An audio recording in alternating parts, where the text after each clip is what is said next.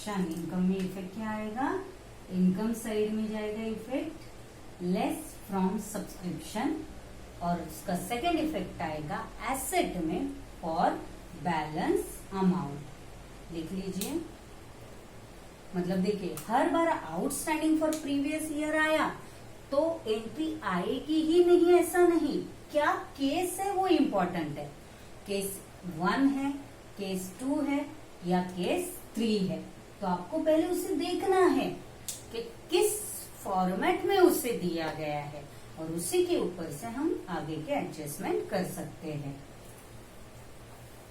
इसे आप लिख लीजिए, राइट डाउन, बहुत बहुत बहुत इंपॉर्टेंट है।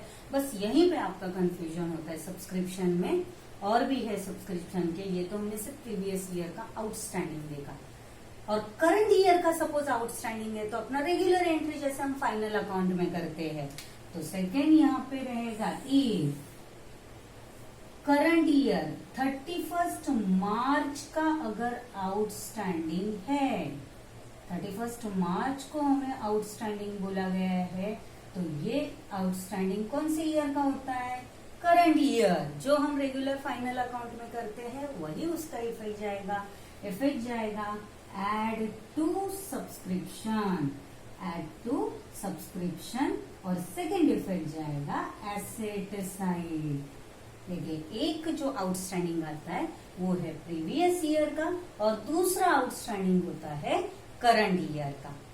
अब प्रॉपर टेबल बना देना, बीच में आप लाइन ड्रॉ कर दीजिए तो आप कंफ्यूज नहीं होंगे, नहीं तो समझ नहीं पाओगे बाद में रीड करते वक्त कौन किस में ऐड हो रहा है और कौन कहाँ पे है। तो प्रॉपर यहाँ पे date, particulars, year, first effect, second effect के प्रॉपर कॉलम बनाओ और फिर उसमें ये लिखते जाओ। और अगर अभी देखिए 1 अप्रैल का आउटस्टैंडिंग है, 31 मार्च का आउटस्टैंडिंग है, और ये आउटस्टैंडिंग का इंफॉर्मेशन आपको दिया जाता है एडजस्टमेंट में। कहाँ पे दिया जाता है, करंट ईयर के आउटस्टैंडिंग के बारे में बताया जाता है इन एडजस्टमेंट। ध्यान में रखिए कौन कहाँ पे आता है। तो ये आउटस्टैंडिंग मतलब करंट ईयर का जो आउटस्टैंडिंग है उसका इंफॉर्मेशन आता है एडजस्टमेंट में, और 31 मार्च का जो आउटस्टैंडिंग है तो वो अमाउंट होती है करंट ईयर में, क्योंकि देखिए लास्ट में साल के एंड में हम बता रहे हैं कि इस साल में इतनी अमाउंट रिसीव नहीं हुई है, जिसे हम कहते हैं आउटस्टैंडिंग। सो इफेक्ट आएगा एड टू सब्सक्रिप्शन, और सेकेंड इफेक्ट आएगा एसेट में। ये हमने देखा आउटस्टैंडिंग के बारे में। अभी नेक्स्ट हम देखेंगे अबाउट एडवांस। पहले इसे लिख लीजिए,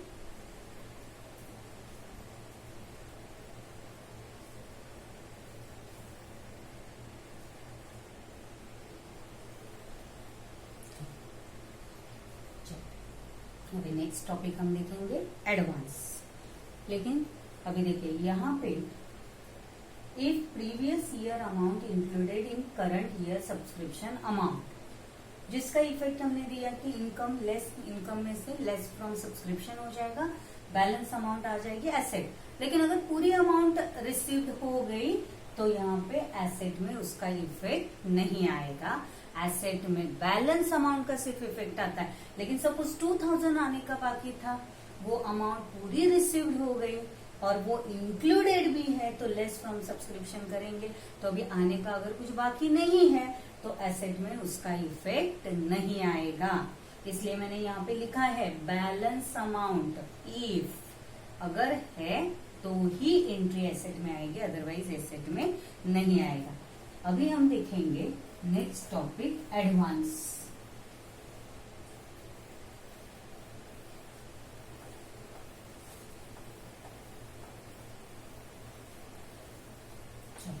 अगर 1 अप्रैल को, ये भी मैं हटा देती हूँ, ये फिर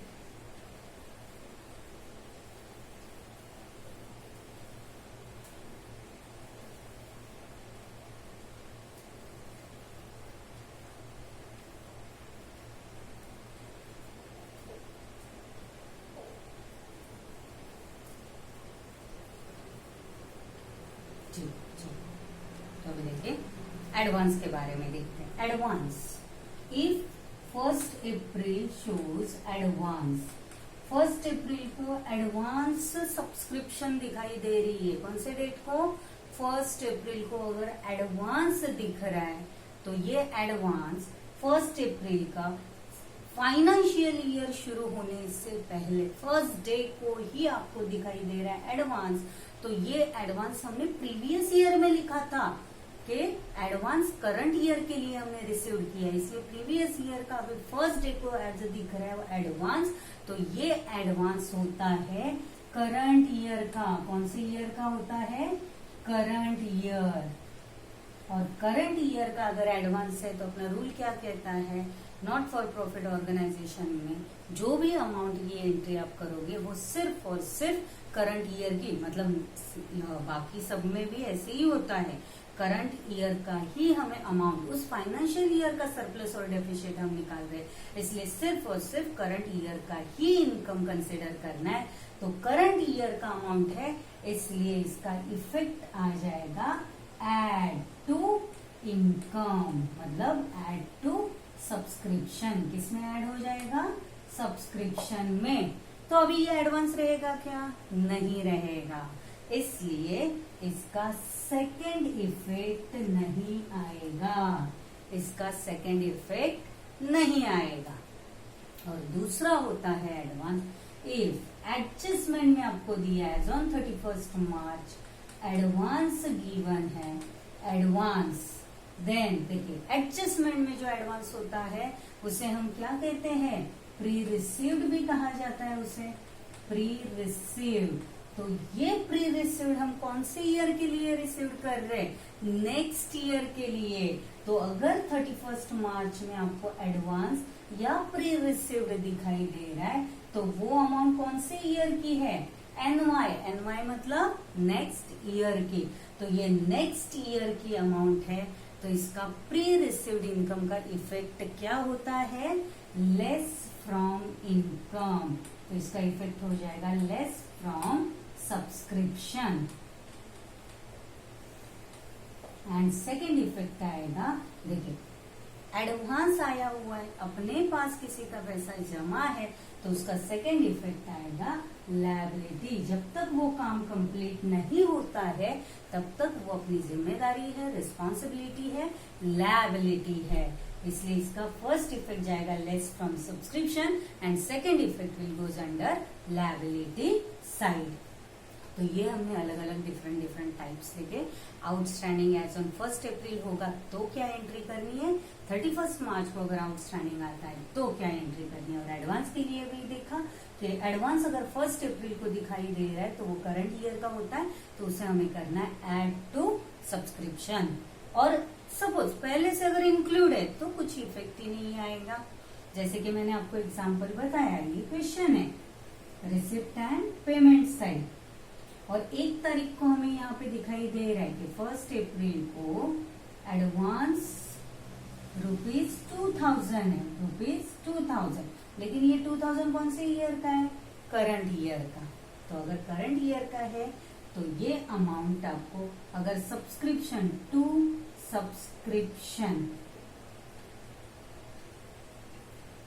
सब्सक्रिप्शन में किस तरह से सेपरेट दिया हुआ है या एक साथ इंक्लूड करके दिया हुआ है, उसके ऊपर डिपेंड होता है। तो टोटल सब्सक्रिप्शन अगर इंक्लूडेड रहेगी, यहाँ पे सब्सक्रिप्शन की अमाउंट टोटल आपको दी हुई है 50,000। तो इस 50,000 में हम करंट ईयर का अमाउंट कितना ऐड करेंगे? 2,000। तो ये करंट ईयर की अमाउंट चली जाएगी इन सब्सक्रिप्शन 50,000। तो सब्सक्रिप्शन लिखेंगे इनकम में बाय सब्सक्रिप्शन एड सब amount received for current year, और दोनों अमाउंट को ऐड करके टोटल अमाउंट हम आउटर कॉलम में लिखेंगे।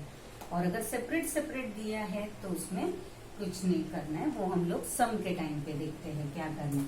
लेकिन फिलहाल आप इतना ही समझ लीजिए कि 1 अप्रैल और 31 मार्च में एडवांस का मीनिंग डिफरेंट होता है। ठीक है, इसे भी आप लिख लीजिए। नेक्स्ट टॉपिक हम देखेंगे ट्रीटमेंट ऑफ स्टेशनरी। नेक्स्ट पे हम एडजस्टमेंट करने जा रहे हैं treatment of stationery.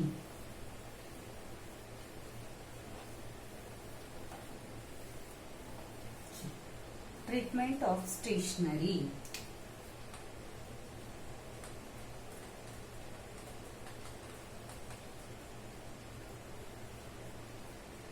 Treatment of stationery और मेडिसिन, इसके साथ और भी आते हैं मेडिसिन, ड्रग्स, इसके बाद स्पोर्ट्स मटेरियल,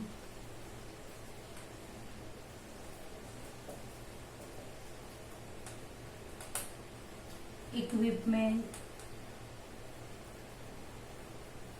बस ठीक है, और भी ऐसे आते हैं।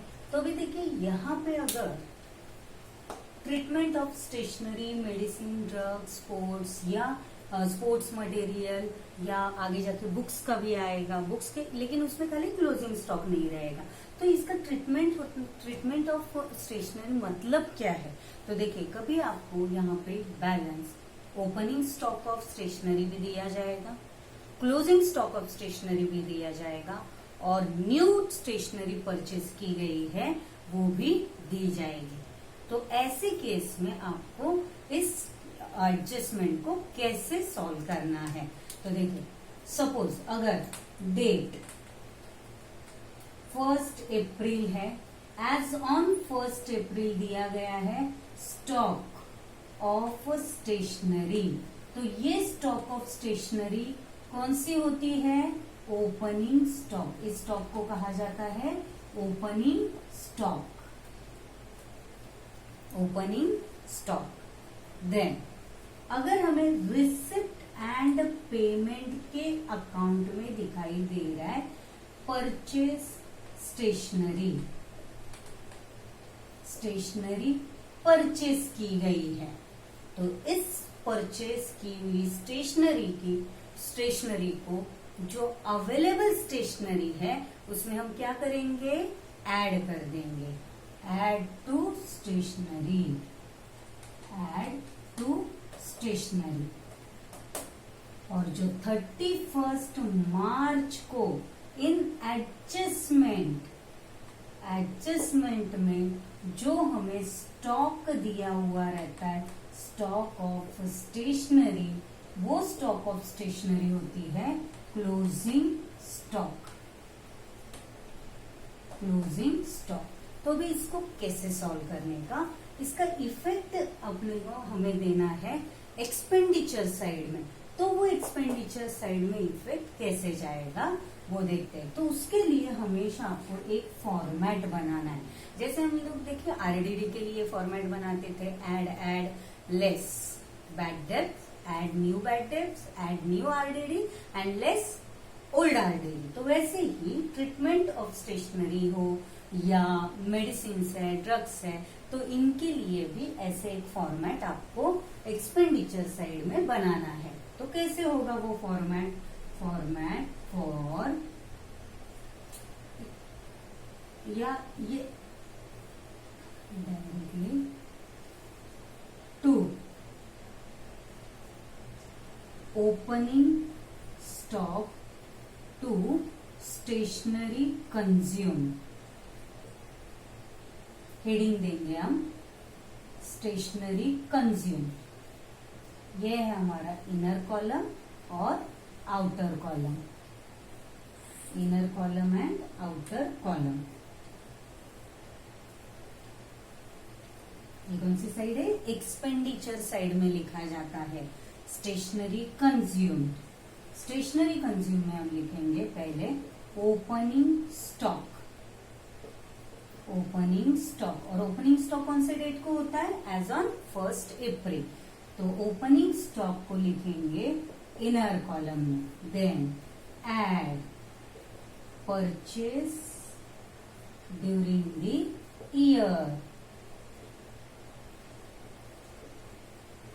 परचेज ड्यूरिंग द ईयर कहाँ से मिलेगा? वो आपको रिसिप्ट एंड पेमेंट से मिल जाएगा।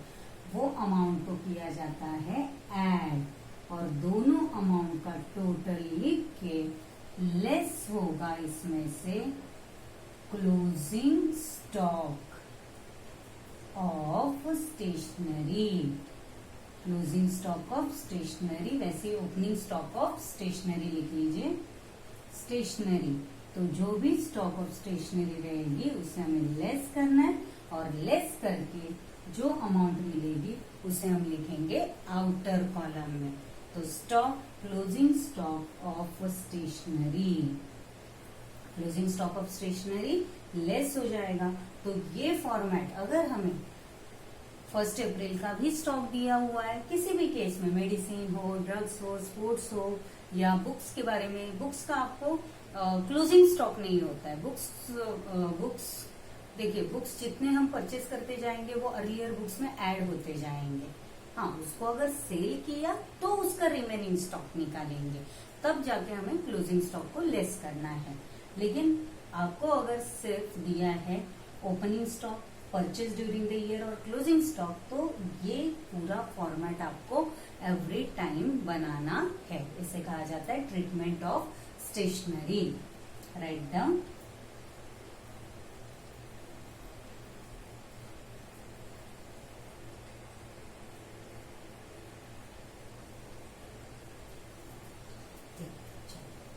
अभी हम देखते हैं कैपिटलाइज्ड वर्ड एक नेट नॉट फॉर प्रॉफिट ऑर्गेनाइजेशन में आता है, that is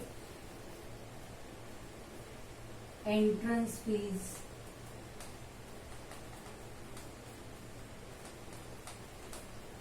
admission fees,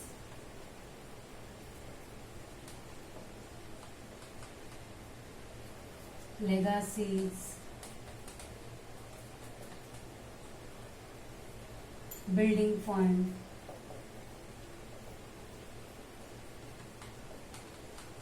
capitalised, क्या वर्ड आ रहा है? कैपिटलाइज्ड। तो ये एक एडजस्टमेंट आती है। Entrance fees capitalize, legacies capitalize, building fund capitalize. तो इसका मीनिंग क्या है? तो कैपिटलाइज्ड का मीनिंग होता है, देखिए कैपिटल फंड, ये कैपिटल फंड अमाउंट जो है ये किसी भी एक मेंबर का अमाउंट नहीं होता है। ये अमाउंट कैपिटल की जो उस ऑर्गेनाइजेशन को रन करने के लिए जो फंड की जरूरत है वो सभी मेंबर के पास से कलेक्ट की जाती है। और एल्स जो भी amount entrance fees, admission fees, legacy या बिल्डिंग फंड है, उनमें से कुछ अमाउंट, कुछ परसेंटेज अमाउंट ट्रांसफर की जाती है कैपिटल फंड में, जिसे कहा जाता है कैपिटलाइज। तो उसका एक इफेक्ट कहाँ पे जाता है और दूसरा इफेक्ट कहाँ पे जाता है? देखिए, entrance fees, admission fees, legacies, building, donation,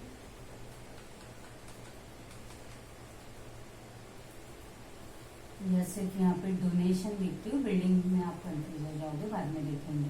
ठीक है, चलिए, डोनेशन, कैपिटलाइज, ऐसे अगर कोई भी आने दो, कैपिटलाइज्ड वर्ड आ गया कि इमीडिएटली उसका एक इफेक्ट आएगा, less from respective account. Less from respective account मतलब entrance fees, admission fees, legacies, donation, ये सब क्या है? इनकम्स है। मतलब लेस कहाँ से हो जाएगा?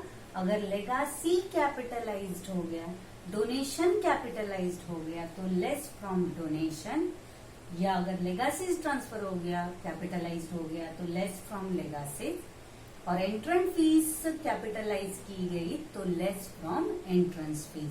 तो respective, less from respective account. और इसका इफेक्ट कहाँ पे जाता है? इनकम साइड में। इसका इफेक्ट आता है हमेशा इनकम, क्योंकि ये सारे अकाउंट हम कौन से साइड में लिखेंगे? इनकम साइड में। और सेकेंड इफेक्ट आएगा एड टू कैपिटल फंड। जो भी अमाउंट कैपिटलाइज हुई है उस अमाउंट को हम क्या करेंगे? Add to capital fund.